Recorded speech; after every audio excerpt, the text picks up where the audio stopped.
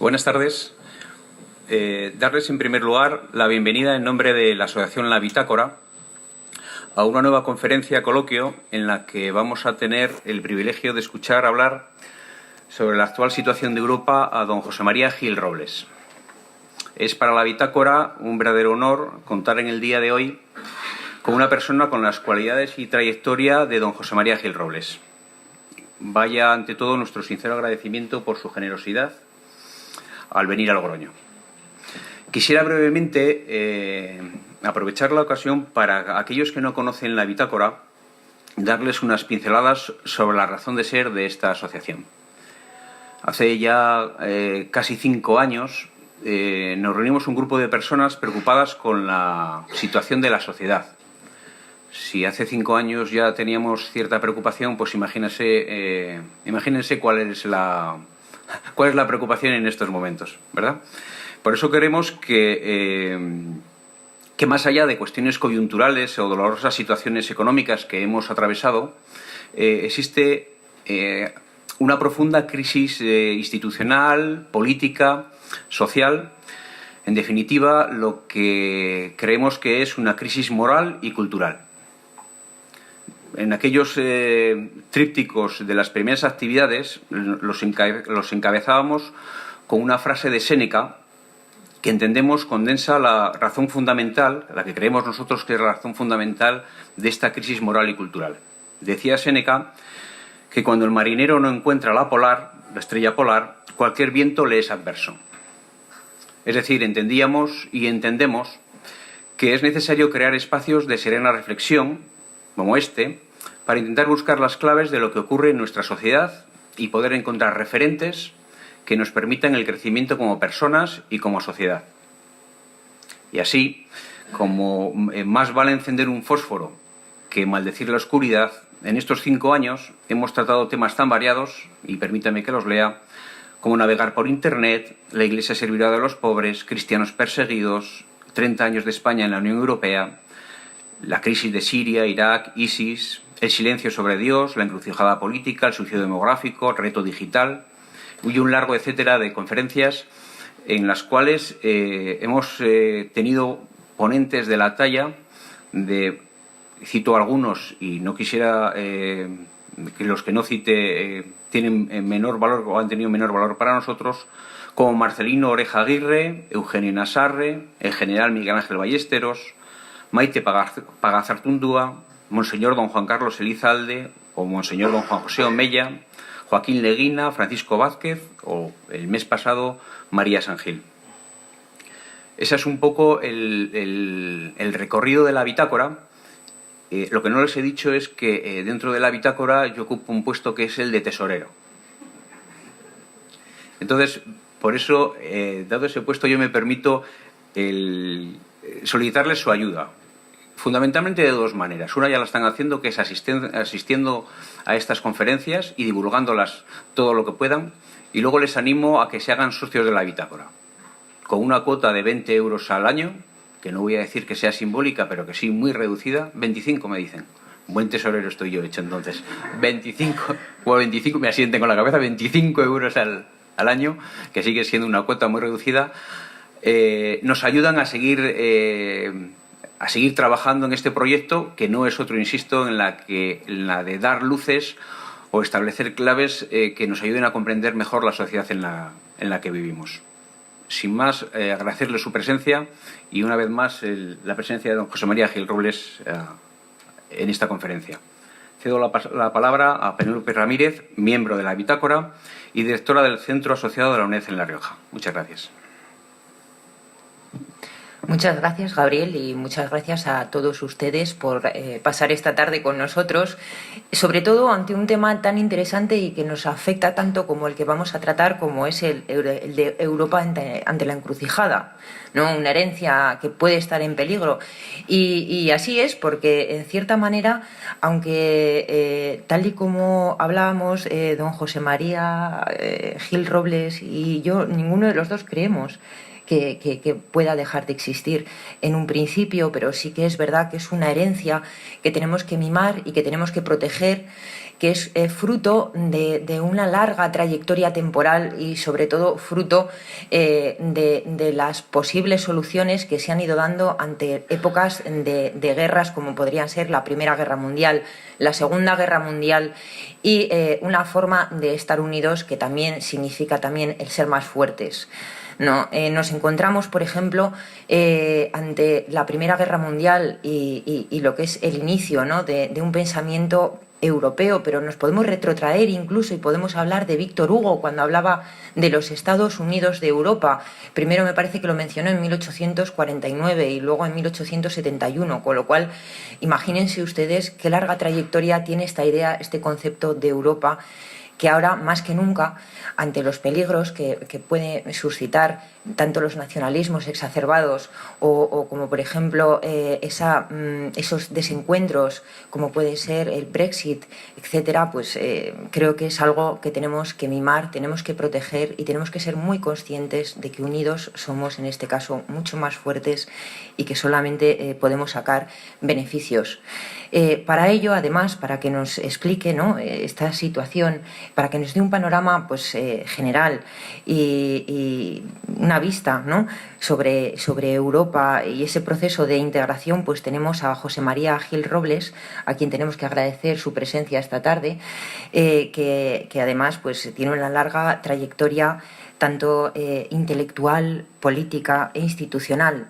En su momento pues, fue en 1975 letrado de las Cortes Generales y también ha sido diputado del Parlamento Europeo entre 1989 y 2004. En 1994 y el 97 fue vicepresidente del Parlamento Europeo y ya en enero del 97 pues lo vamos a encontrar como presidente del Parlamento Europeo hasta 1999. Además, creo que viene pues del 28 y 29 de marzo, creo que ha estado también en la Fundación Jean Monnet por Europa y ha estado precisamente tratando pues el tema pues Europa en el mundo. No obstante, también pues ha sido, cuando hablábamos de la trayectoria intelectual, pues es, mejor dicho, miembro numerario de la Real Academia de Ciencias Económicas y Financieras y además tuvo el discurso de ingreso la financiación de la Unión Europea, con lo cual es una persona que conoce desde dentro esta unión y que nos la puede explicar, pues yo creo que en estos momentos mejor que nadie. No me voy a extender más y cedo la palabra a don José María Gil Robles y le vuelvo a agradecer, por supuesto, que pase esta tarde con nosotros. Gracias. Muchas gracias.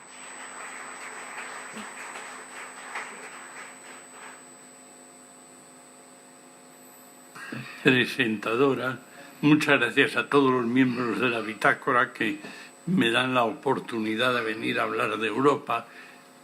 Hay temas que a uno le son muy queridos y el tema europeo a mí me es muy querido desde hace muchísimos años. Yo empecé a interesarme cuando era estudiante y dada la edad que tengo, que no hace falta decirla para que todos os deis cuenta de que soy viejísimo, pues ya podéis comprender que cuando era estudiante, hace muchísimos años, allá por el año 57 empecé a interesarme por el tema europeo. Si lo digo es por una sencilla razón, y es porque ya entonces se hablaba de que Europa estaba muy mal y no iba a durar. Y bueno, y del 57 acá han pasado 3/4 de siglo y sigue durando, y sigue lozana, vamos, sigue bastante apañadita, a pesar de los 70 y pico años que lleva funcionando. Pero efectivamente los que tienen ya ciertos recuerdos, pues seguramente les viene a la memoria que en muchas publicaciones españolas se decía: la Unión Europea es una cosa artificial, es una cosa que no durará, es una institución que no tiene fuerza, que no va a vivir. Bueno, pues que todas las instituciones que no tienen fuerza y que no van a vivir duren tanto como ella, porque aquí la tenemos en este momento. La presentación de este acto, la bitácora dice una cosa importante. que Europa es una vieja realidad social y política. Y es cierto, y gracias a eso existe. Bueno, me van a permitir que a lo mejor invite a alguno de los asistentes que están de pie que les diga que hay muchos asientos y por favor pasen y se sienten porque estarán más cómodos, ya que van a soportar el rollo, por lo menos que lo hagan cómodos. Bueno, es importante que sea una vieja realidad social y política, porque sobre una vieja realidad se puede construir la Unión Europea. Hubo un tiempo una frase que no es cierta, que decía que si Jean Monnet hubiese vuelto a empezar, hubiese empezado por la cultura. Pues no, no es verdad. Y no es verdad porque Jean Monnet es el primero que era consciente de que Europa culturalmente es una hace muchísimos años. Y gracias a Dios, sobre esa unidad básicamente cultural y de valores, pues podemos construir la Unión Europea con todas sus realizaciones. Y gracias a esa unidad, 1 de cada 4 europeos hoy en día cree que la Unión Europea es buena para ellos. 1 de cada 4. Y entre ellos, mucho más todavía los españoles. ¿Por qué? Porque los españoles sabemos algo que no podemos olvidar, que desde que estamos en la Unión Europea, 1986, no que estemos en Europa hemos estado siempre, pero en la Unión desde 1986, la inversión que ha hecho nuestros socios europeos en España es superior a la que los Estados Unidos hicieron en el Plan Marshall. Y gracias a eso tenemos carreteras, vías de alta velocidad, comunicaciones de primer nivel, etcétera, etcétera. No los voy a nombrar porque cualquiera que piense en 1986 y hoy cómo ha evolucionado España se dará cuenta de cómo hemos sabido hacer rendir estas inversiones.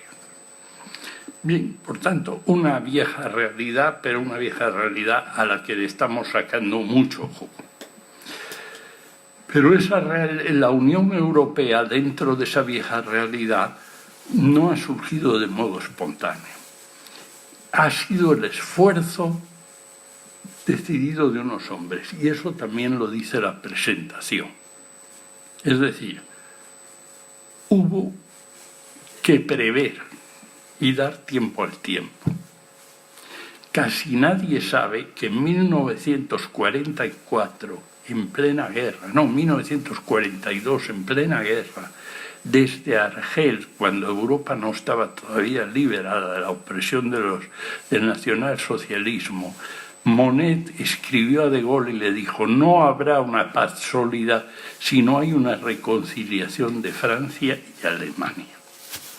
Él, con su historia de comerciante de vinos y licores, de champán, cosa que en La Rioja no es cualquier cosa, pues supo darse cuenta de que hay que unir los intereses de los hombres para construir una paz sólida, que la paz se construye, no viene del cielo, no es una cosa que se regala, hay que construirla. Y ya desde 1942 se puso a pensar cómo construirla. Y eso en la construcción europea ha sido básico, la previsión, el pensar qué vamos a hacer dentro de un mes, de 2 años, de 10 años. Y no saber valorar esa herencia recibida es un riesgo importante, y por eso a mí me gusta y agradezco una vez más a la Bitácora tener esta oportunidad de que hoy en Altavoz reflexionemos sobre ese sistema, porque si no se entiende ese sistema de que Europa es un método de construir la paz, no se entenderá. Y voy a atreverme a decir una cosa: si no entendemos ese sistema, tampoco vamos a entender la democracia española actualmente.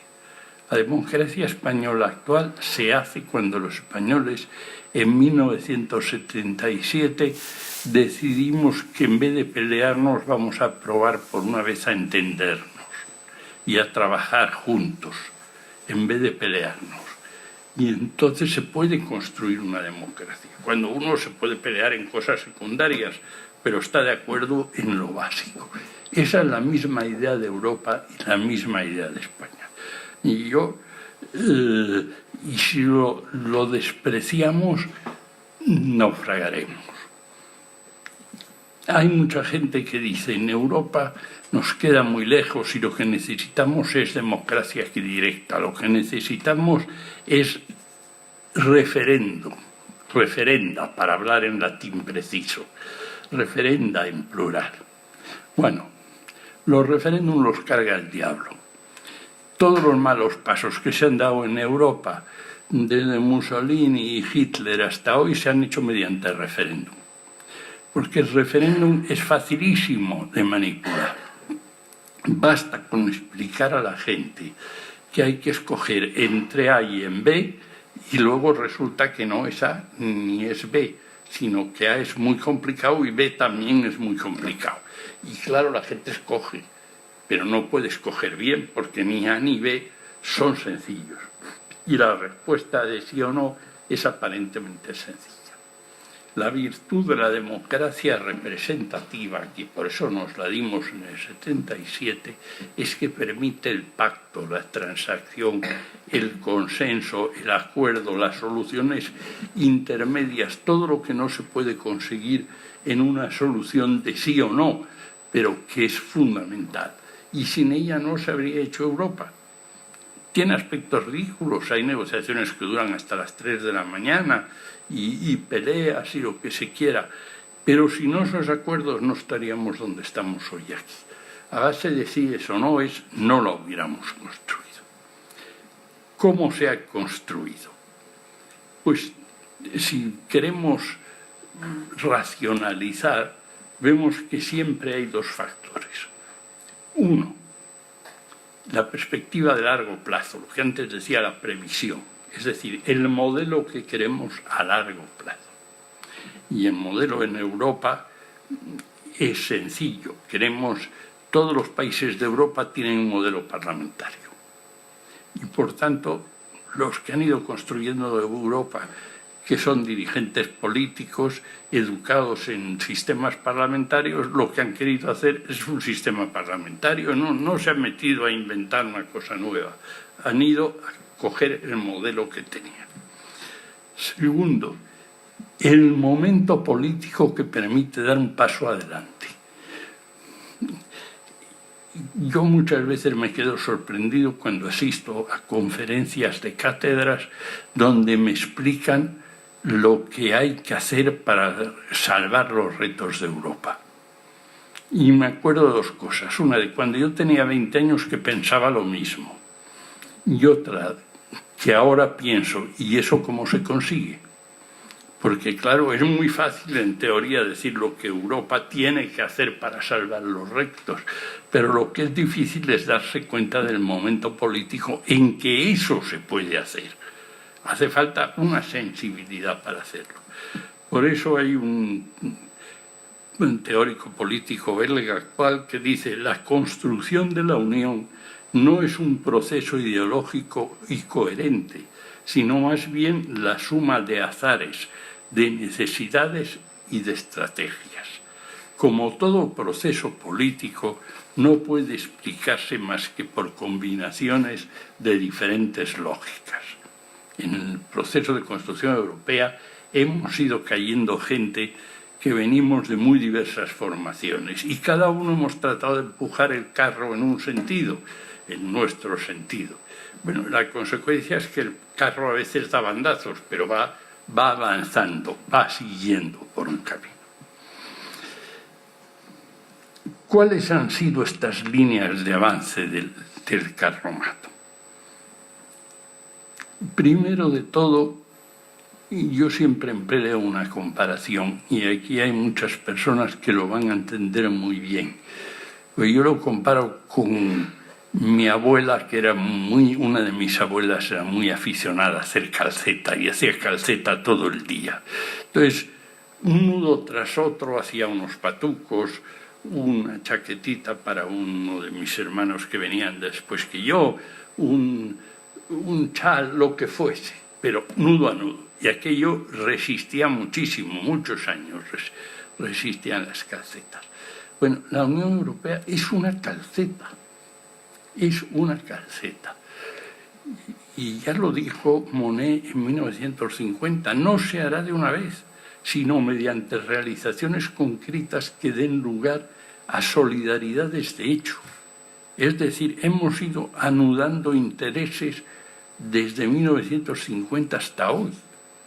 Y esos intereses que parece que no tienen fuerza hacen una calceta tremendamente fuerte. Tan tremendamente fuerte que cuando los británicos se han querido marchar y han dicho me voy, pues resulta que se han puesto a pensar por dónde cortan la calceta y no saben. No saben porque es muy difícil irse de la Unión, es casi imposible. Ya tienes un tejido tan fuerte que es muy difícil irse y ninguno nos explicamos, pero bueno, dice que se van a ir y no se van. Pues no se van y piden plazo, porque lo que pasa es que no saben cómo deshacer esos nudos, que son unos nudos muy fuertes que nos unen a todos. Alguien decía, es más difícil salirse de la Unión que entrar. Y mira que entrar ya es difícil, porque te piden una serie de exigencias y de acervos comunitarios. Bueno, pues salirse es igual de complicado, porque tienes que deshacer todo lo que has hecho para entrar y todo lo que has hecho después de haber entrado los británicos durante 40 años. Y eso que parece que no es nada, ya lo han cifrado. Son 10.000 leyes. Se dice pronto, ¿eh?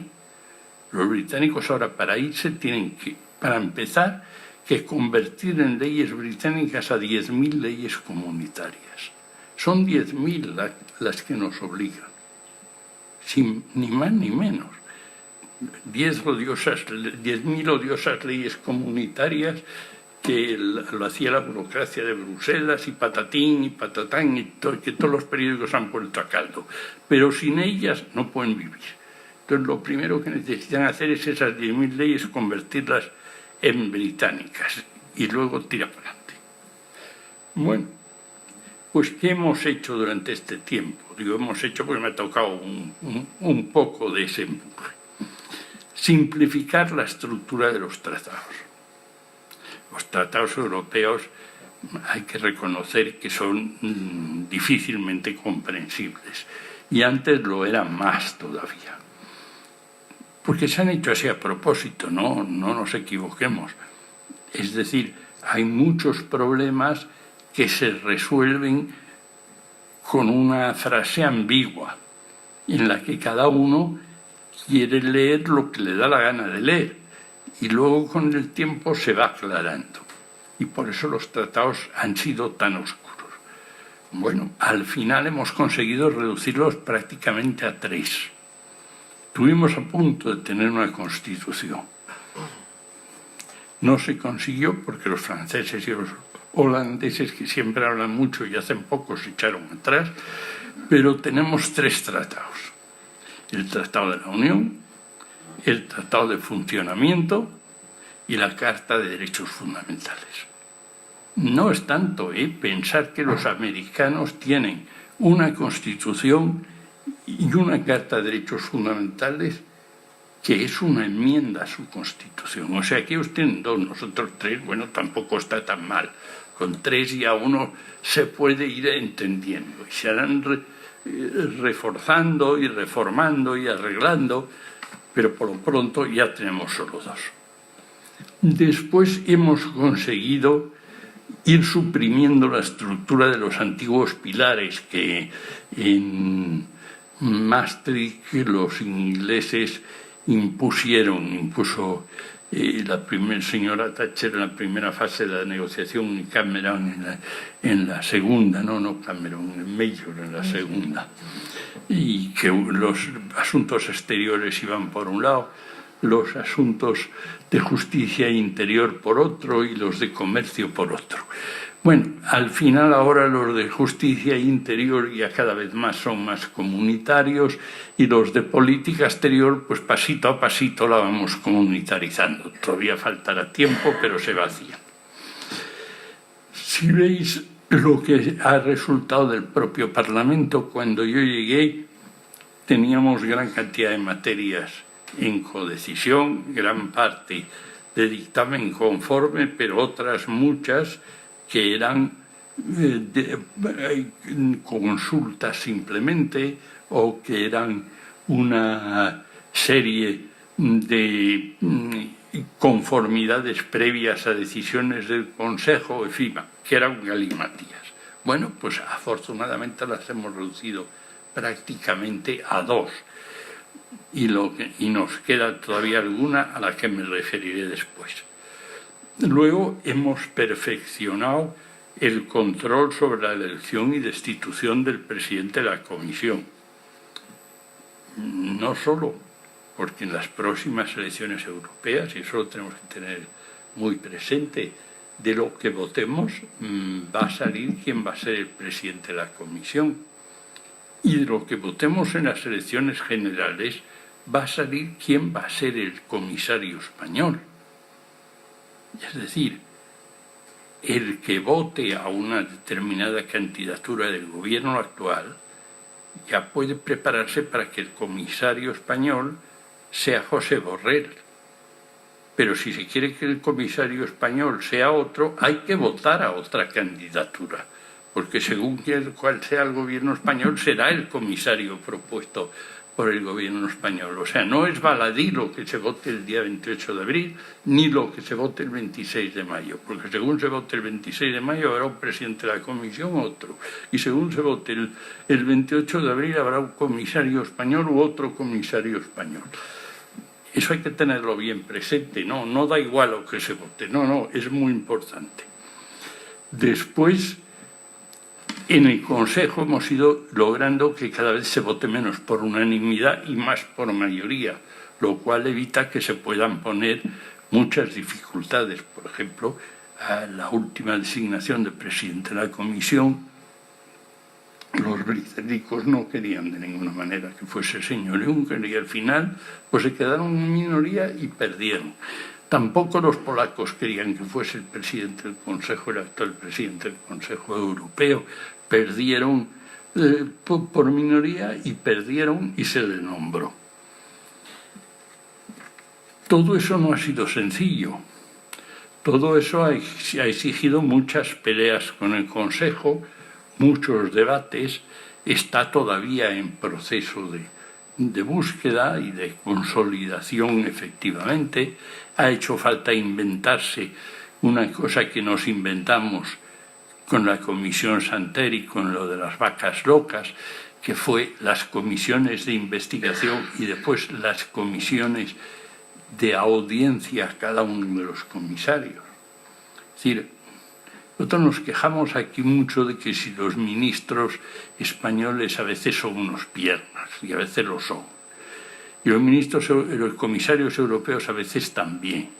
Pero es más difícil, porque tienen que pasar por un examen en el Parlamento en el cual les preguntan sobre todos los aspectos del cargo que van a desempeñar.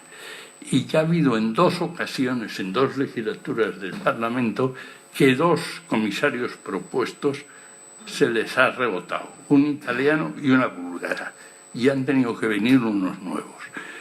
Bueno, a lo mejor eran tan piernas como los antiguos, pero por lo menos el Parlamento ha hecho lo posible para que tuviesen más categoría y estuviesen más de acuerdo con lo que los ciudadanos querían.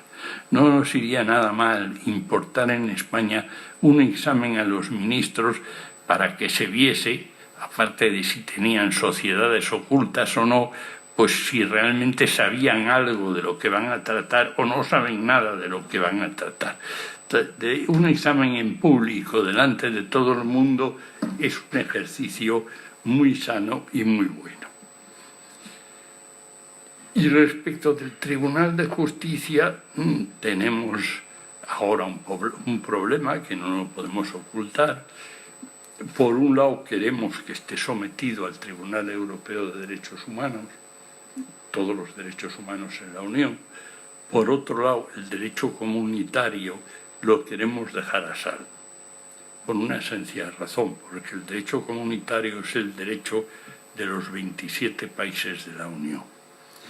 Y en el Consejo de Europa están los 27 países de la Unión y un gran número de países donde no siempre se respetan los derechos humanos.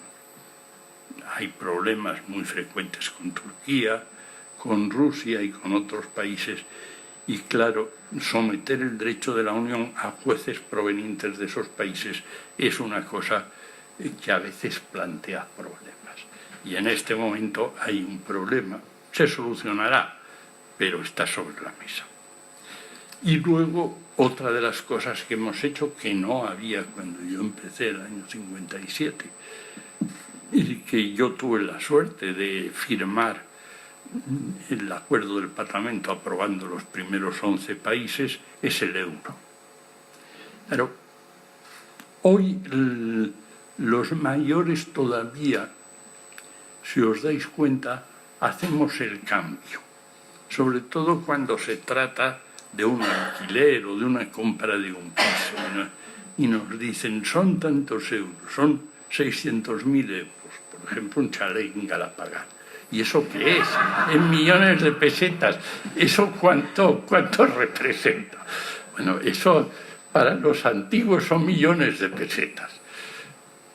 Nos decía mucho, millones de pesetas para nosotros era una barbaridad. En euros nos dice menos. A los de ahora, pues 600.000 les dice mucho. Pero, de hecho, lo que pasa es que con ese euro pues hemos salvado la crisis. Es decir, cuando antes venía una crisis se devaluaba. Nosotros no nos dábamos cuenta, pero los precios subían el día siguiente. Y entonces el sueldo daba para comprar mucho menos. En el mercado, en la tienda, en lo que fuese. No nos enterábamos, era menos doloroso, pero lo pasábamos igual. Ahora, sin embargo, no solo tenemos unos créditos más baratos, sino que además esta crisis ha servido para que los socios se ayuden unos a otros. Todos los socios, ¿eh? Todos los socios. Es decir, para que nos demos cuenta, Europa ha puesto para salvar a sus socios sobre la mesa 700.000 millones de euros. Pero esos 700.000 millones de euros no los han puesto solo los alemanes, los hemos puesto todos. De esos 700.000, 80.000 los hemos puesto nosotros. O sea que cuando se ha ayudado a salir adelante a los griegos, a los portugueses, a nuestros bancos y a los irlandeses, nosotros también hemos puesto miles de millones en esa operación, no solo los alemanes. Los alemanes son los que han puesto más y por eso son los que más han chillado para que no se desperdicie ese dinero. Pero realmente lo hemos puesto todos. Es decir, el tejido de solidaridad ahí ha funcionado con 700.000 millones para ayudarnos en un momento de crisis difícil. Y si no, en vez de perder las cajas de ahorros, solo habríamos perdido las cajas de ahorros y un montón de grandes bancos, lo cual quiere decir no que los habrían perdido los banqueros, que habríamos perdido nosotros una buena parte de nuestros ahorros, los que los tuviesen en los bancos. Bueno, con eso quiere decir que tenemos una unión que a trancas y barrancas pues va subsistiendo y ha subsistido a través de las suficientes crisis. Pero evidentemente se puede mejorar y se debe mejorar. O sea, con esto yo no quiero decir y que la Unión Europea sea lo mejor del mundo, no.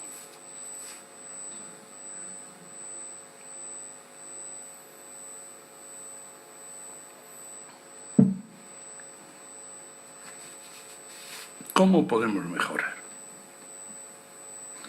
Al presentarme, le decía la presentadora muy amablemente que había hecho una tesis doctoral sobre la financiación de la Unión Europea. ¿Por qué?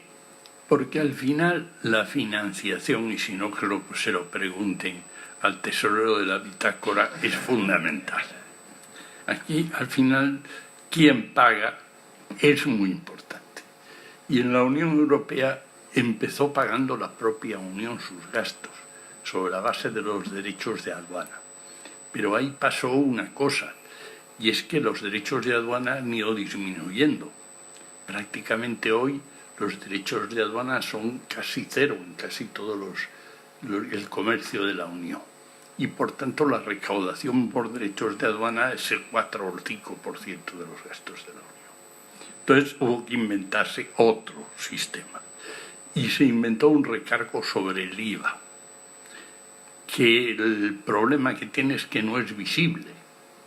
Es decir, cuando nosotros compramos un cepillo de dientes, lo primero es que pocas veces nos damos cuenta de que el Estado se lleva una parte importante del precio del cepillo de dientes, pero nunca nos damos cuenta de que otra parte del precio del cepillo de dientes va para la Unión Europea, para que funcione la Unión Europea, porque si no, esos dineros del Plan Marshall no salen del aire, salen de algún lado, y una parte salen de lo que nosotros compramos cuando vamos a cenar, a comprar un cepillo de dientes, al mercado, a donde sea. Cada vez que pagamos un IVA, una parte va a la Unión Europea. Pero con eso no basta. Y entonces se empezó por un camino que es peligroso. Y es que lo que faltaba lo ponen los Estados miembros. Se hacen cuentas y al final se dice, la Unión que cuesta al año 150.000 millones de euros. Aparte, la inversión para solidaridad, los gastos corrientes son 150.000 millones de euros, que equivale a un café y medio al día.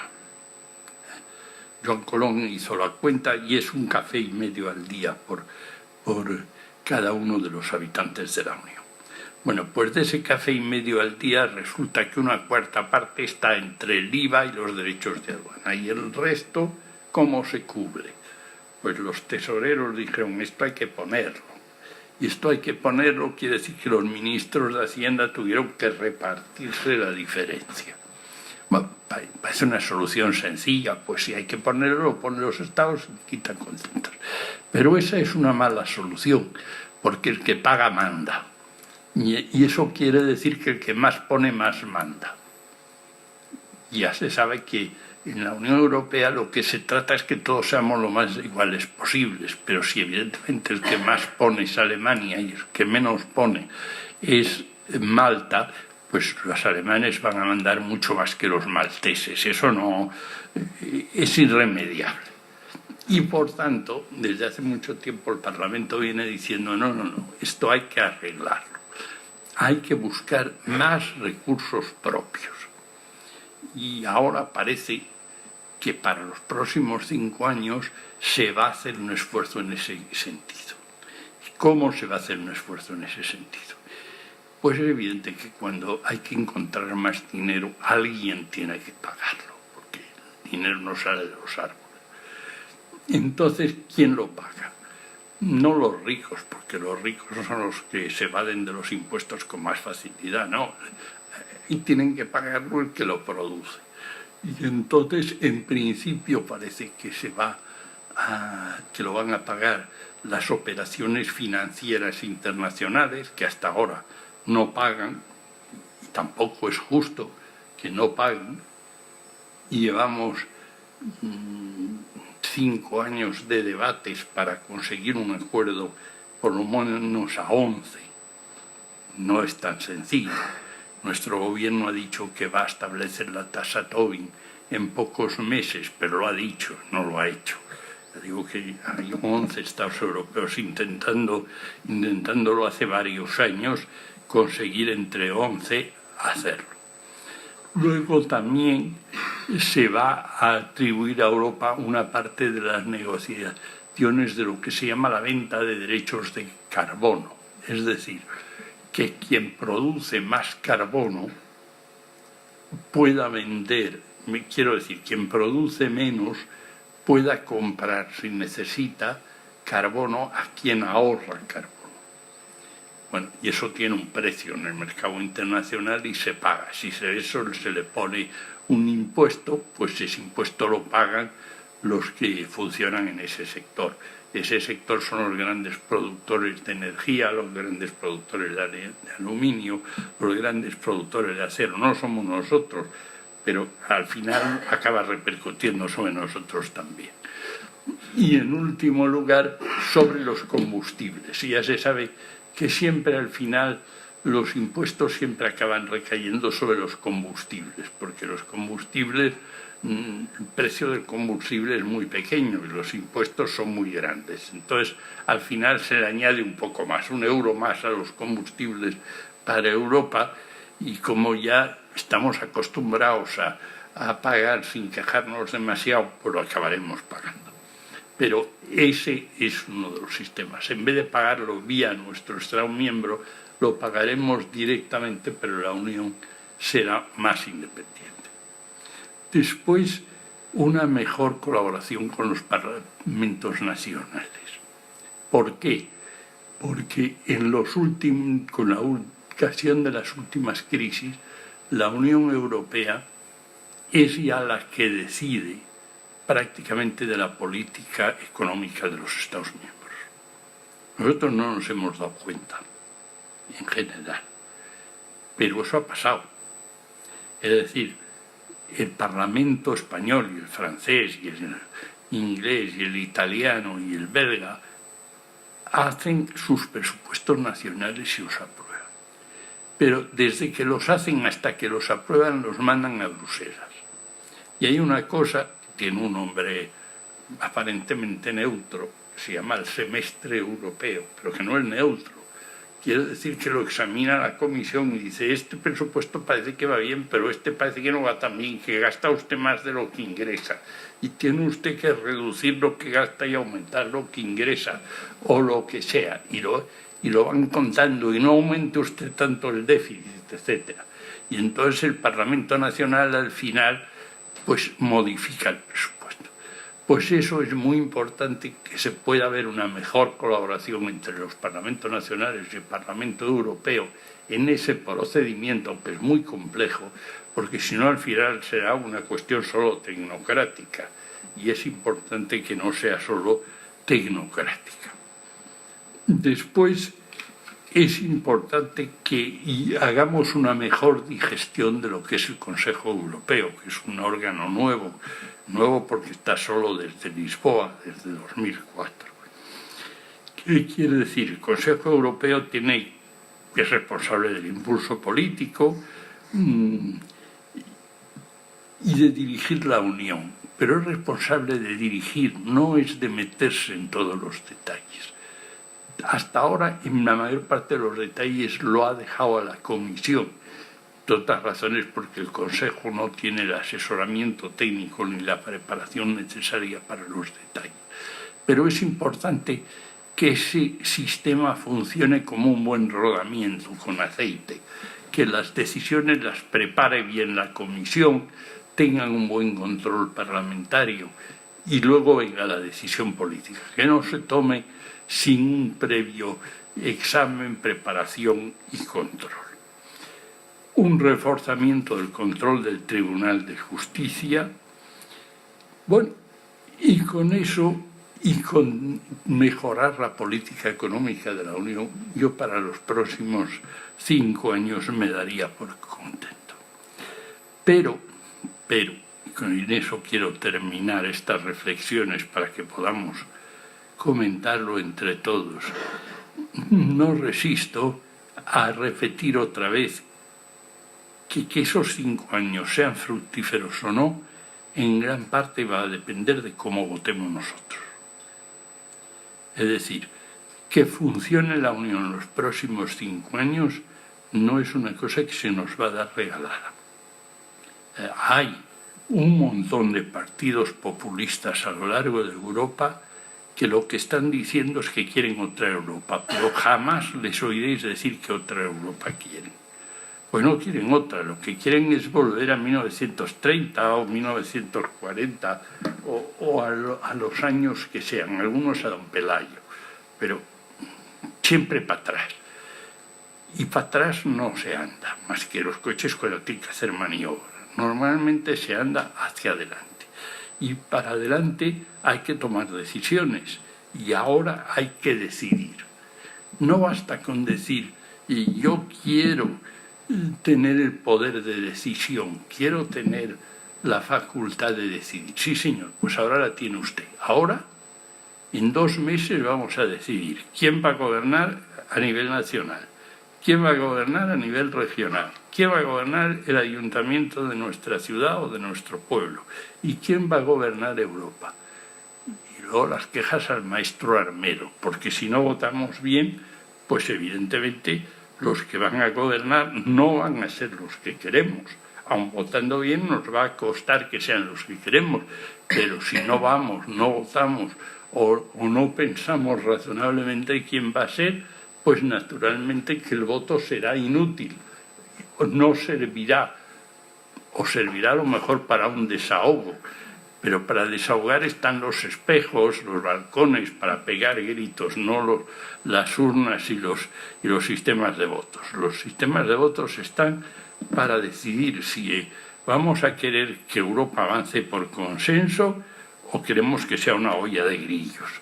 Si queremos seguir haciendo ese anudar de intereses a nivel europeo y a nivel regional y a nivel español y a nivel de cada uno de nuestras ciudades, o queremos echar los pies por alto.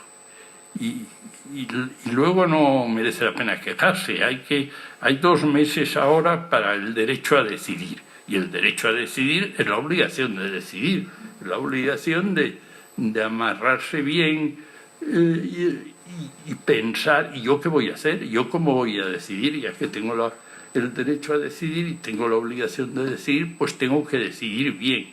Y Europa en estos próximos 5 años no se va a hundir.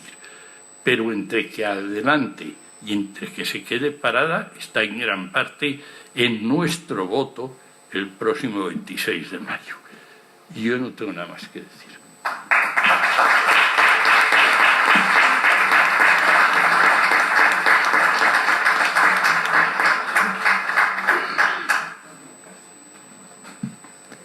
Muy bien, pues muchísimas gracias. La verdad es que ha sido muy, muy interesante y creo que nos ha planteado un panorama general que yo creo que nos ha abierto los ojos no solamente ante la importancia del voto, sino ante la importancia de todas las actividades que se desarrollan a través de la Unión Europea y nuestra importancia, y su importancia en nuestra vida diaria.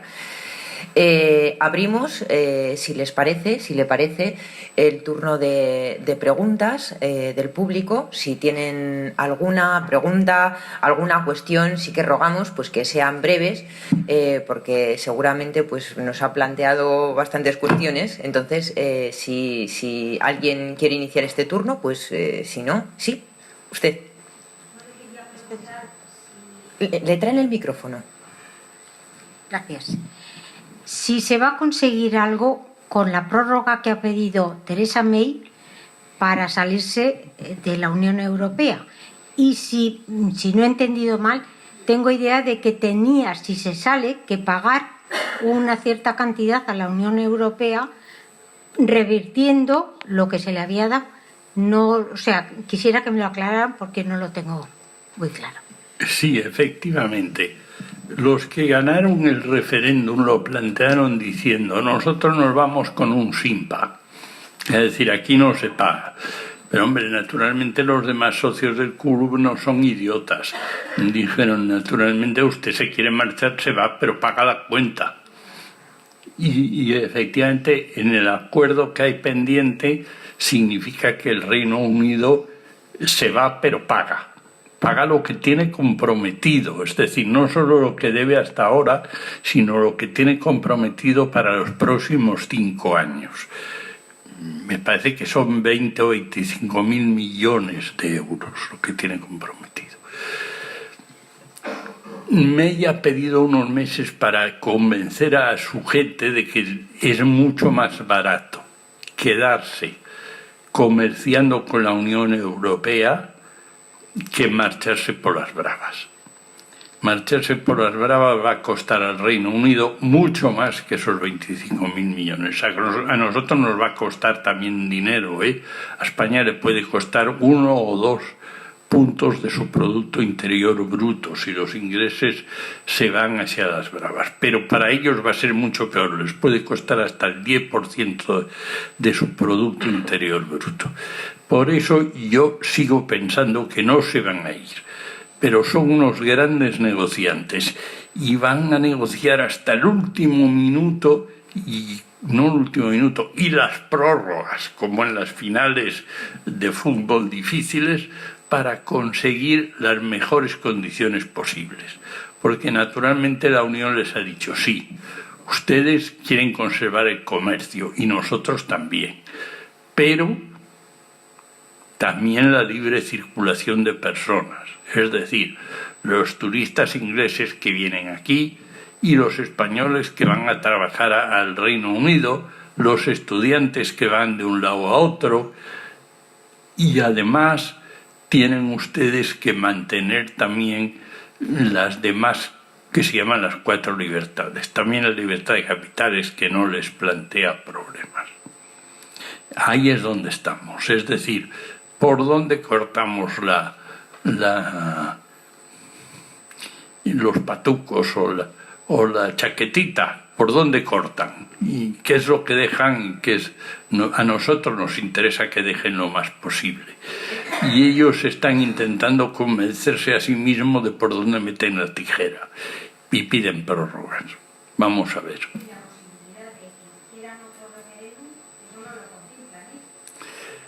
Los que quieren irse no quieren.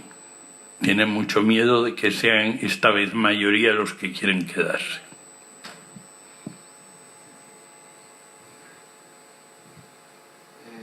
¿No cree que el auge de estos populismos que hay en todos los países, en Hungría, España, Italia, se debe a los errores que ha cometido la Unión Europea con la austeridad, por ejemplo? Mire usted, siempre que hay una reacción hay errores. Es decir, sería idiota pensar que la Unión Europea no ha hecho equivocaciones, los ha hecho.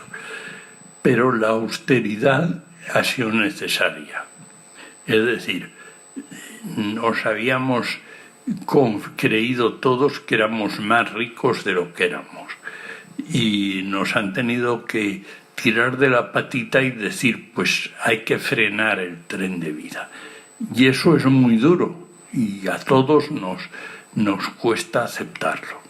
Y por tanto, unos lo han aceptado y han dicho, vamos a seguir por ese camino, y la prueba es que estamos saliendo de la dificultad y España en este momento está volviendo a números de antes de la crisis, y otros han dicho, no, pues lo que hay que hacer es cambiar de política y ir hacia una política populista. Pero eso es pan para hoy y hambre para mañana, porque si volvemos a disparar lo que nos condujo a la mala situación de querernos ricos cuando no lo éramos, con un incremento falso, volveremos a estar en problemas dentro de 2 años.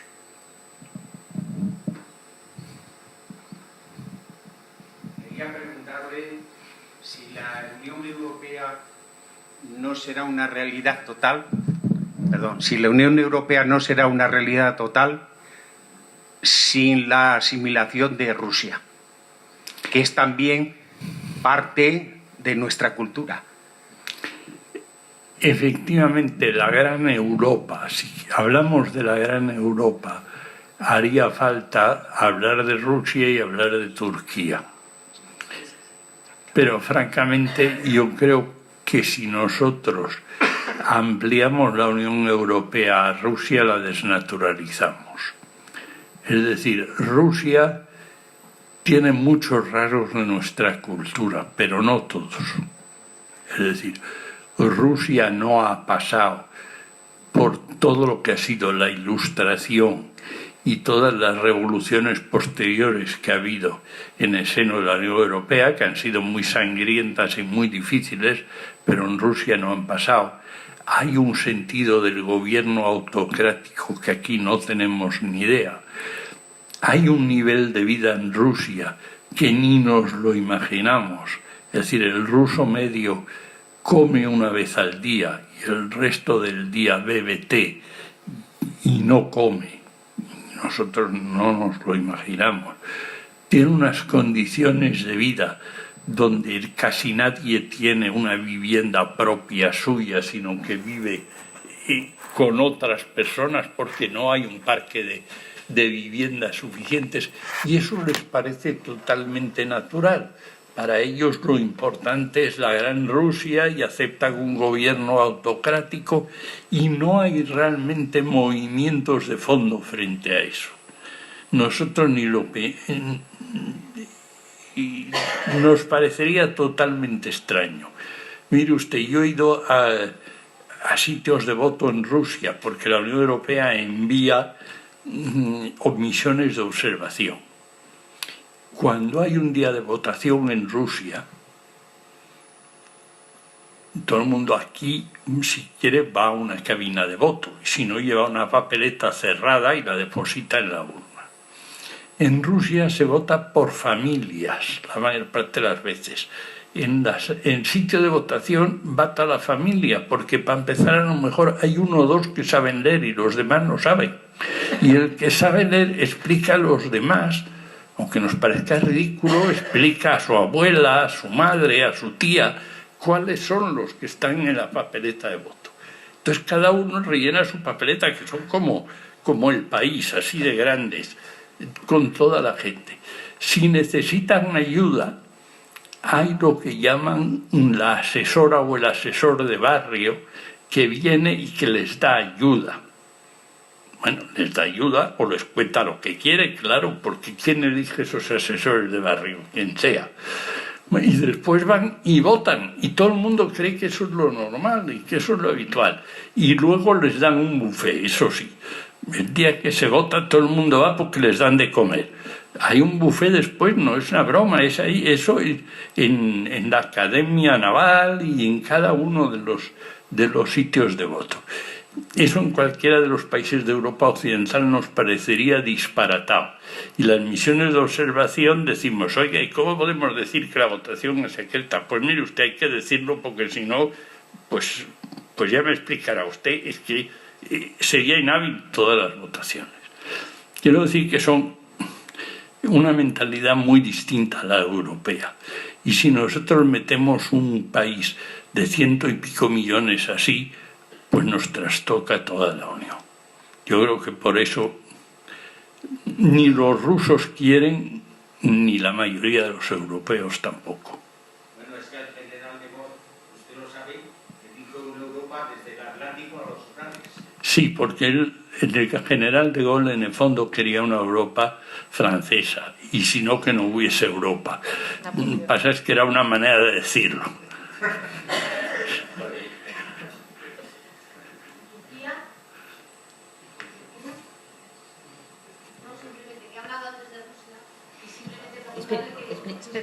Espere un momento, le llevan el micrófono. Gracias. Nada, simplemente ha hablado antes de Rusia y ahora yo le pregunto por Turquía. Entiendo que ya desde el punto de vista de la religión será igual un inconveniente y por supuesto la falta de derechos humanos, de Erdogan, todo esto, ¿no?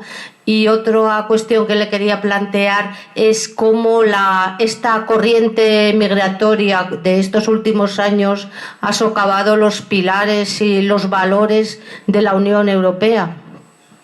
Bueno, son dos cuestiones.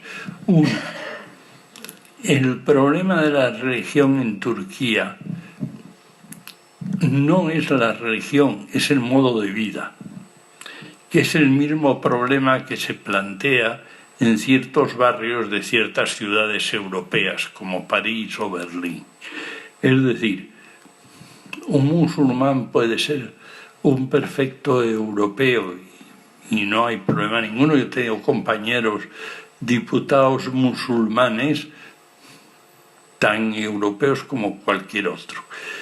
Pero si tú estás vestida con un burka que no deja saber quién eres, o simplemente como cada vez más se ve en Turquía, con un velo que te deja ver solo los ojos y te tapa la mayor parte del cuerpo.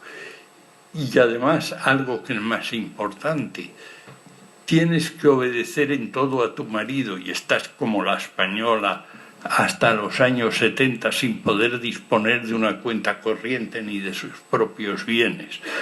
O tienes un problema de si eres una chica soltera, no puedes salir con chicos sola sin la presencia de un hermano. Es decir, quieres montar una sociedad totalmente diferente a la de los valores europeos, no hay manera de hacerlo.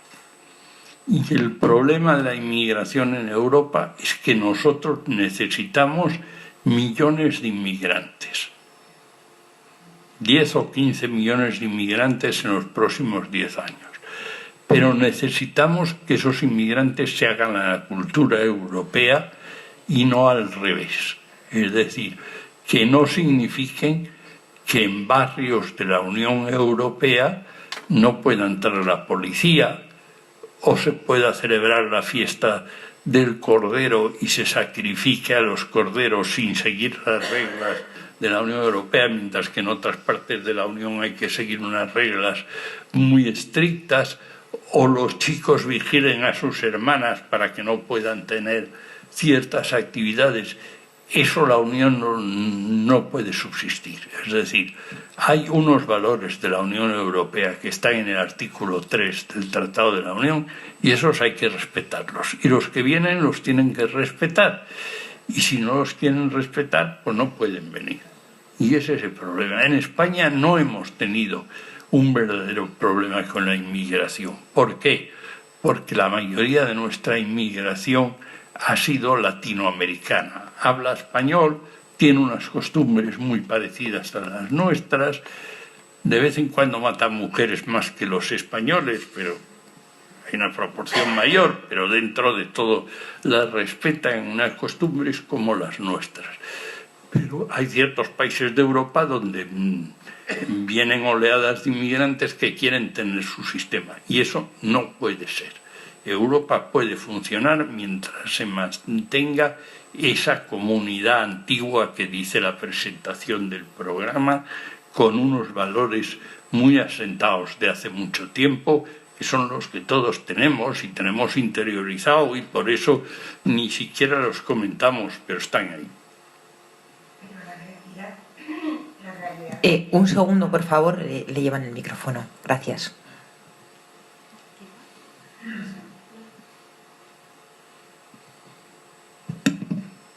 La realidad es que en estos momentos están tomándonos la religión, están tomando sus costumbres. Eso es totalmente cierto, lo estamos viendo. En Bélgica estuve yo hace un tiempo y nos dijeron que es que estaban totalmente invadidos sus costumbres. Sí, porque no han tenido la precaución de defender ellos los suyos. Es decir, los valores hay que defenderlos. En España tenemos inmigración musulmana. ¿Ha visto usted algún problema como ese que efectivamente existe en Bélgica, en Molenbeek o donde sea? No. Y aquí tenemos cuidadoras, gente que recoge basuras en los ayuntamientos o que trabaja en la construcción y mantienen su fe musulmana y van a la mezquita, pero no pretenden que los demás seamos musulmanes.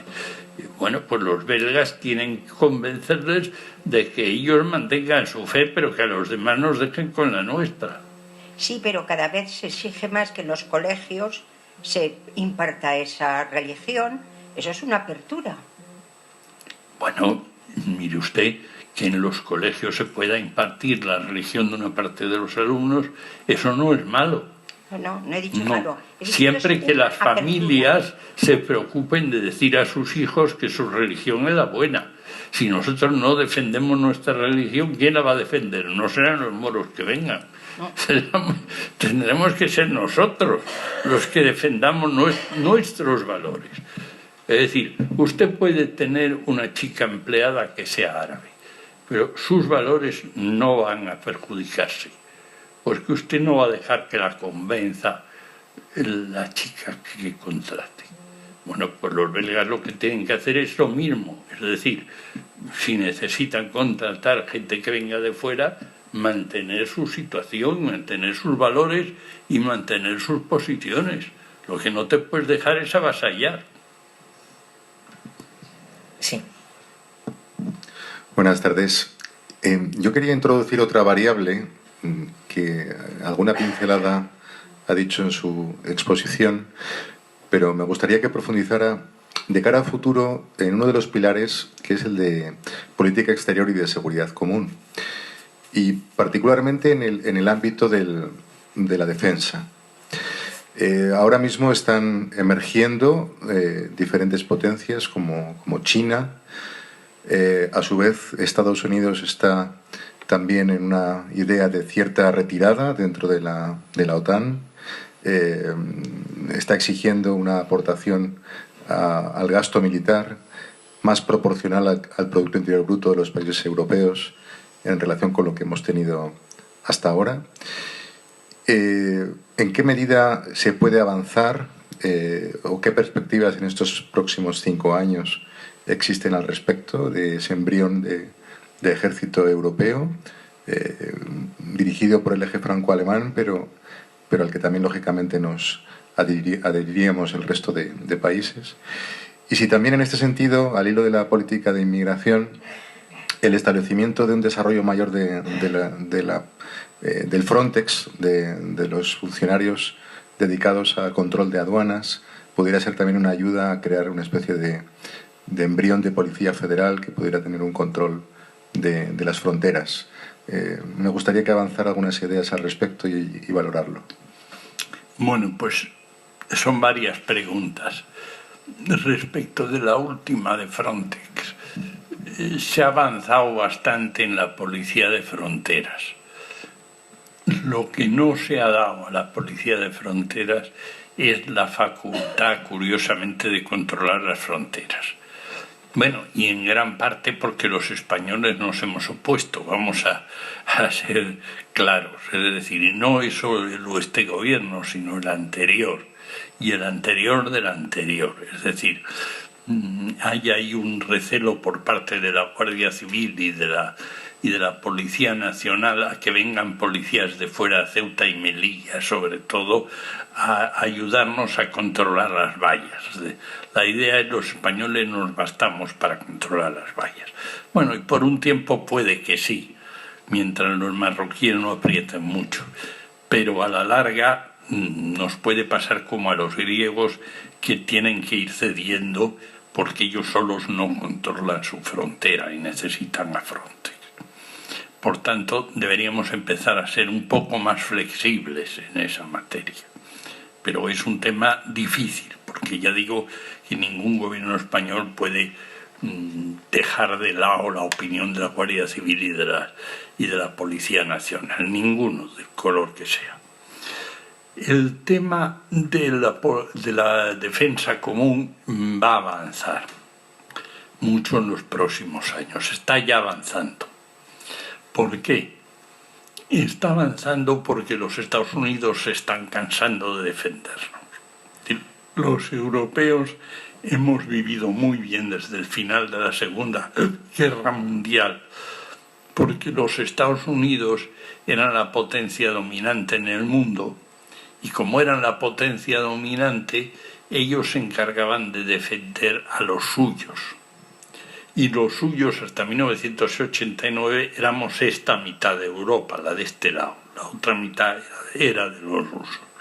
Cuando se cayó el telón de acero y la otra mitad se incorporó aquí, los norteamericanos al principio estaban encantados y por ellos hubiera ido avanzando hasta Ucrania. Pero el problema es que eso es muy caro.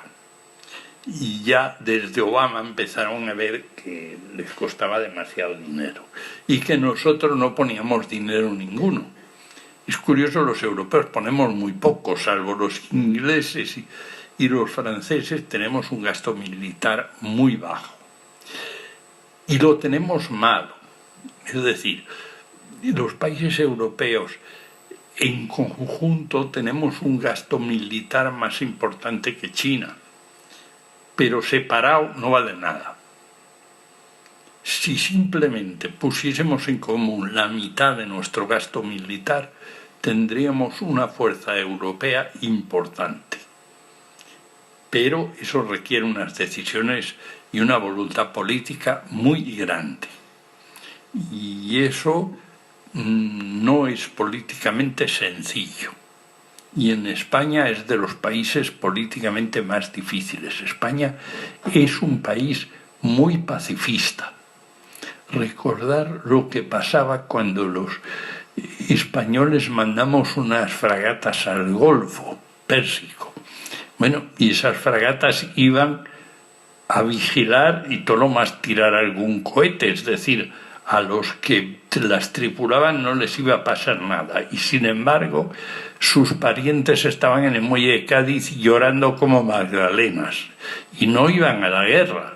Es decir, los Estados Unidos, mientras tanto, prepararon 10.000 ataúdes para los que iban a venir muertos. Claro, si aquí decimos que vamos a preparar 10.000 ataúdes, se organiza la de Dios es Cristo. Solo porque iban en las fragatas y ya lloraban las madres en el puerto de Cádiz. No imaginemos lo que es si decimos, no, esas fragatas van a ir a la guerra de verdad y ahí nos vamos a pelear de verdad. Por tanto, hay un ambiente que es difícil. Pero ya no nos queda más remedio, porque los Estados Unidos están diciendo, oiga, que yo me canso de pagar y ahora le toca a usted pagar una parte, por lo menos. No mucho, el 2% de nuestro Producto Interior Bruto. Y estamos intentando hacerlo. Lo que pasa es que Francia y Gran Bretaña lo hacen, y los ingleses, a pesar de que se van, lo primero que han dicho es, oiga, para la defensa común nosotros queremos estar ahí, porque nosotros solos no nos basta. Los españoles hemos tratado de decir, oiga, nosotros no ponemos el 2%, pero como ya ponemos la base de Rota y además hacemos una serie de misiones y tal, eso hay que contarlo también, de modo que ya nos acercamos al 2%. Bueno, esa es una manera como otra cualquiera de revalorizar nuestras aportaciones, pero vamos a tener que subir. Y entre todos ya tenemos el compromiso de subir. Hay una cosa que se llama, me parece, la PESCO, que es la obligación de hacer un embrión de ejército europeo, y al principio creían que iba a ser una cosa de 4. Y resulta que se han apuntado todos menos 2. Menos Malta y Chipre se han apuntado todos. Porque todo el mundo ha visto el problema que pasa. Para nosotros ese problema todavía no lo vemos tanto, menos los canarios que ven cerca a los de Daesh en África. Pero el señor de Estonia y de Lituania sabe que gracias a que hay un caza de morón instalado allí, porque si no tenía a los rusos en el comedor por la tarde tomando café con él, y el caza le viene muy bien, porque si hay un problema interviene. Eso la opinión pública española no lo sabe, pero gracias a la OTAN nosotros estamos protegidos. Es decir, nosotros no sabemos que 2 o 3 veces por semana los rusos tantean nuestras defensas. Una vez por lo menos por semana mandan un avión desde el norte de Rusia hasta el Cabo San Vicente.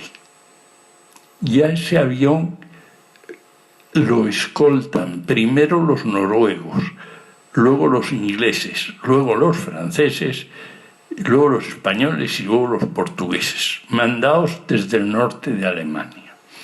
Y otra vez a la semana mandan otro avión por el Mediterráneo. Y ese lo escoltan primero los búlgaros, luego los griegos, luego los italianos, luego los franceses y luego los españoles, mandados desde Torrejón de Ardoz por un general español, Rubén, que es el que manda el dispositivo sur de la OTAN, que está completamente internacionalizado. Pero claro, eso no se cuenta, pero pasa todas las semanas los rusos tantean la defensa europea, una vez por el norte y otra por el sur. Claro, lo que pasa es que todas las veces se encuentran con un avión europeo que les va escoltando y dicen, bueno, aquí si vamos por las malas no nos trae cuenta. Pero el día que no tenga uno escoltándolo dicen, esta es la nuestra, como en Crimea, entramos como nos parezca. Y por tanto se está hablando de hacer una defensa, un núcleo de defensa europea importante, que será importante para la defensa de las fronteras orientales, los países bálticos, Polonia y Rumanía, y muy importante para los españoles, porque uno de los peligros internacionales que hay es la presencia del terrorismo islámico en el África subsahariana. Y el África subsahariana está a 200 kilómetros de Canarias y, por tanto, desde allí puede haber muchos problemas. Por tanto, España está ayudando en Malí y está ayudando en otros sitios del África subsahariana. Y no es por diversión, es para que no nos ataquen a Canarias. O sea, estamos poniéndonos la venda antes de la herida. Y un ejército europeo para eso será muy conveniente. Entonces me queda claro, ¿no?, que ahora tenemos pues eso, el Tratado del Atlántico Norte y qué es lo que nos está protegiendo hasta ahora. Sin embargo, en su momento, Alcide de Gasperi, él pretende hacer una comunidad europea de defensa, que no progresa porque a la par otro de los padres de la comunidad, o sea, de Europa, ¿no?, Adenauer, es partidario de entrar en la OTAN.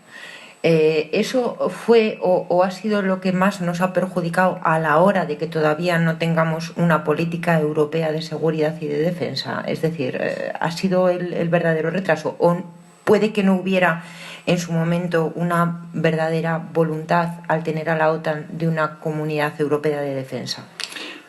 Bueno, yo he dicho al principio que para dar pasos adelante hacen falta dos cosas. Uno, saber el modelo y otro, la circunstancia política. La Comunidad Europea de Defensa estuvo a punto de salir. No salió porque hubo una negociación entre Stalin y Méndez-France donde el precio fue que se votase en la Asamblea Francesa contra la Comunidad Europea de Defensa. El precio fue decir, Rusia daba unos años más en Indochina y en Argelia y a cambio se votaba en contra de la Comunidad Europea de Defensa y fracasó. Y en aquel momento, como estaba la OTAN, pues la OTAN era un paraguas suficiente. Si no hay un paraguas, hay otro. Y hasta ahora ese paraguas ya ha ido bien y nosotros encima pagábamos poco. Y ahora es cuando los americanos han dicho, va bien, el paraguas te va bien, pero tú pagas más por abrir el paraguas. Y es cuando se está produciendo la circunstancia de que ya no tenemos más remedio que defendernos a nosotros mismos. Sí. Sí, en primer lugar, don José María, agradecerle su presencia con nosotros. Es un lujo porque oír la historia y el presente de manos de uno de los protagonistas pues no está siempre al alcance. Es muy distinto oírle a usted que oír a un académico o a un estudioso. Yo quisiera hacerle una breve, dos preguntas. Una, que es la fundamental. ¿Para cuándo, o es posible, a lo mejor es que no es posible, que haya una ampliación del ámbito europeo en el terreno de la educación? Porque las directrices que salen de Europa muchas veces son puramente formales. Sin embargo, no existe, curiosamente, un currículum europeo o al menos unas asignaturas que nos explicaran que Europa no ha caído del cielo, que Europa se ha pasado 5 siglos, por situar el comienzo en la Edad Moderna, peleándose entre sí, que las 2 grandes guerras mundiales es una realidad, que ahora nuestros adolescentes lo ven como si fuera un videojuego, y que justo después de esas 2 guerras mundiales hubo unos hombres que en lugar de llorar dieron un paso adelante, que también me gustaría pues que nos diera una breve pincelada de las dificultades que tuvieron de Gasperi, Adenauer, Monnet, Schuman, cómo fueron capaces de vencer resistencias. y sobre todo si sería posible que hubiera esa transmisión de cultura. Usted ha dicho en algún momento, es que la cultura europea se supone, sí, pero como el valor en el ejército, algunas veces hay que demostrarlo, y precisamente también lo acaba de apuntar, en la medida en que Europa no manifieste, explicite y transmita esos valores de fondo que dieron lugar a la Unión Europea, probablemente el proyecto europeo caiga no tanto por los que vienen de fuera, sino por la debilidad de los que estamos dentro, de no creer y de cortar nuestras raíces. Muchas gracias. Bueno, y yo vuelvo a decir lo que sí, siempre digo, que uno se repite, y es que para dar un paso adelante en la Unión Europea siempre hace falta dos cosas. Uno, saber el modelo, y otro, la ocasión. ¿El modelo cuál es? Que no se da a la Unión más que lo que no hay más remedio que darle. Hasta ahora los Estados miembros siempre han dicho de la educación me ocupo yo, porque ¿para qué le vamos a encargar a Europa de la educación si yo me encargo solo? Bueno, en algunos estados europeos como España incluso hay regiones autónomas que dicen no, me encargo yo, que Europa, ni el Estado español tampoco, yo solo me gasto y me sobro. Y cuentan su historieta particular y no se dan cuenta de que el pobre chico que estudia eso luego sale y no sabe qué río pasa por Burgos, por ejemplo, porque no ha estudiado en Castilla y León. Y bueno, cosas tan elementales como esas, pues no lo sabe. Entonces ahora nos encontramos por primera vez con el auge de los populismos que atacan la cultura europea y por tanto habría una ocasión de decir por lo menos las cuatro verdades fundamentales se pueden explicar a nivel europeo. Es decir, por primera vez tenemos ahora la ocasión. Bueno, y ahora hace falta la voluntad política. Es decir, hace falta mover a los responsables políticos para que planteen a nivel europeo la necesidad de decir esas cuatro verdades.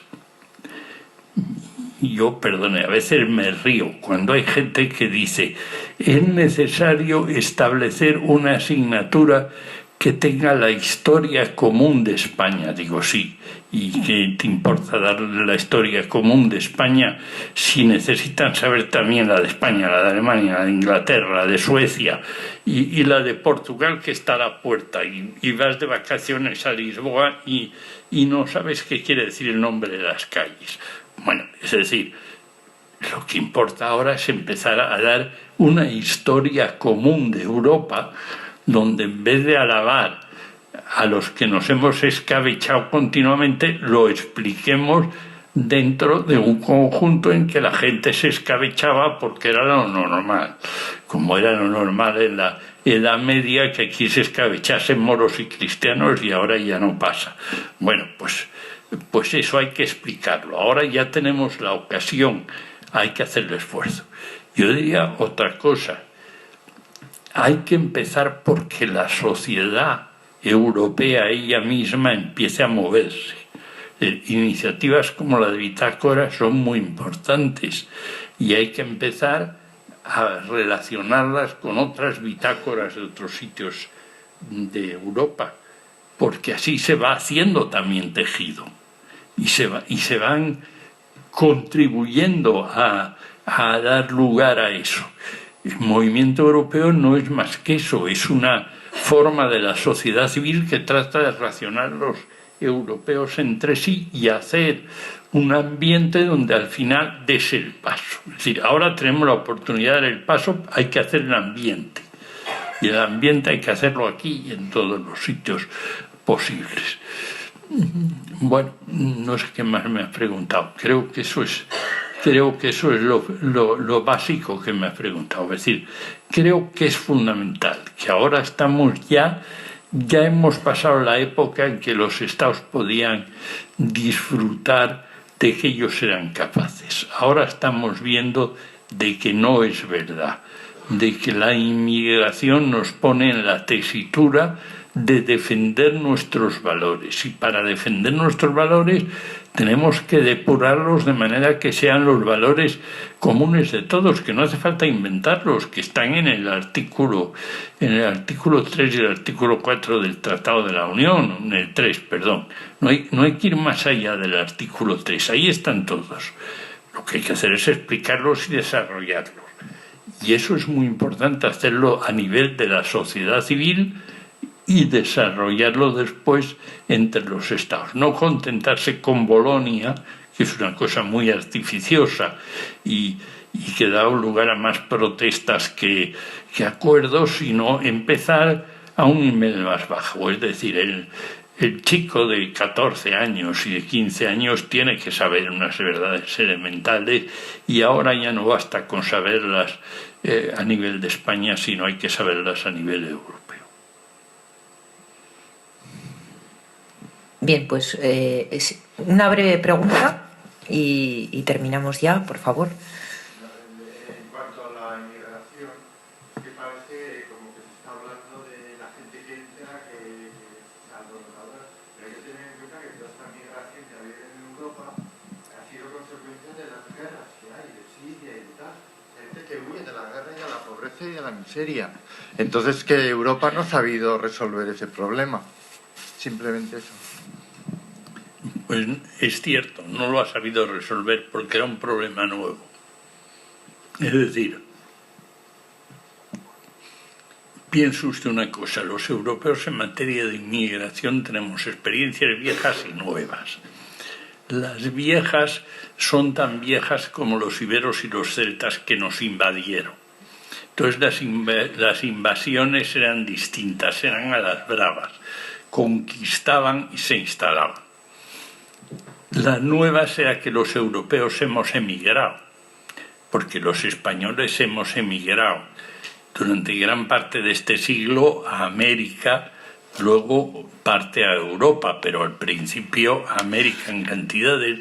Los alemanes el siglo pasado emigraron a América en millones de alemanes porque no eran capaces de vivir en Alemania, no digamos los irlandeses, los italianos, es decir, los yugoslavos, todos los europeos hemos sido emigrantes.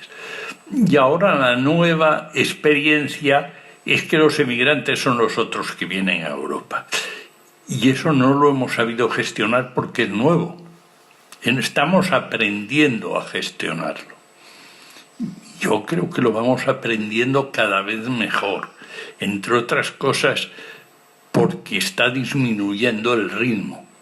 Hace 3 o 4 años la entrada era por millones, bastantes. Europa ha estado aceptando más de 1 millón de inmigrantes al año, 1.300.000, que parece que no, pero es una entrada fuerte. Ahora están entrando 300 o 400 o 500.000, que no es cifra, para 400 millones de habitantes no es cifra, y son más asimilables, y vamos aprendiendo, pero no lo sabemos, es decir, tenemos que tener la humildad de saber que hay que ir aprendiendo, y se aprende como a todo en la vida, cometiendo errores y rectificando. Bien, pues muchísimas gracias, don José María, muchísimas gracias a todos los asistentes y les emplazamos aquí para las próximas actividades de la Bitácora. La próxima tendrá lugar el día 13 de mayo, también a las 7:30, con Manuel Lucena y José María González, que nos hablarán de la primera vuelta al mundo, 500 años de una gesta española. Bien, nos volvemos a ver el 13 de mayo. Reitero mi agradecimiento por la presencia, nuestro agradecimiento por su presencia, que ha sido muy didáctica, yo creo, y hemos salido, desde luego, yo creo, con una idea de pues lo que comenzábamos, ¿no? Un poco, pues mimar a Europa para que Europa, en cierta manera, pues nos devuelva ese mimo y nos tenga más unidos, más fuertes. Y desde luego pues con una conciencia de que pertenecemos a algo más grande que nuestro propio Estado. Muchísimas gracias, don José María.